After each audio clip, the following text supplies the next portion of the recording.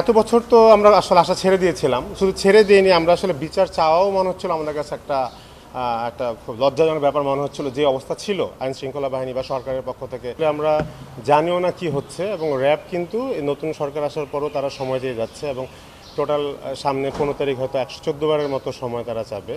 তো এটার আইনি কার্যক্রম দেখার জন্য, এটার কি হচ্ছে ভিতরে, এগুলোর জন্য আসলে আমরা মোহাম্মদ শিশিরমণির ভাইকে আমাদের আইনজীবী হিসেবে নিয়োগ দিয়েছি। তার জন্যই এসেছিলাম ওনার সাথে কথা বলতে। আসলে এত বছর তো আমরা আসলে আশা ছেড়ে দিয়েছিলাম, শুধু ছেড়ে দিইনি, আমরা আসলে বিচার চাওয়াও মনে হচ্ছিল আমাদের কাছে একটা খুব লজ্জাজনক ব্যাপার মনে হচ্ছিল। যে অবস্থা ছিল আইন শৃঙ্খলা বাহিনী বা সরকারের পক্ষ থেকে, যেই ধরনের রেসপন্স আমরা পাচ্ছিলাম। কিন্তু এখন নতুন সরকার এসছে এবং নির্দলীয় সরকার, বা আগের যে সরকার যে সময় ঘটনাটা ঘটেছে এবং তারা যেভাবে মামলাটা ধামাচাপা দিয়েছে, ওই সরকার যেহেতু নেই, আমরা আসলে মনে করছি কিছু হতে পারে, বাট যতক্ষণ পর্যন্ত না হয় কিছু, তখন পর্যন্ত এটা না মানে আনন্দিত হওয়ার বা খুব বেশি আশা হওয়ার কিছু নেই। আইন শৃঙ্খলা বাহিনী আসলে আমাদের এতদিন তো যোগাযোগ করতো না।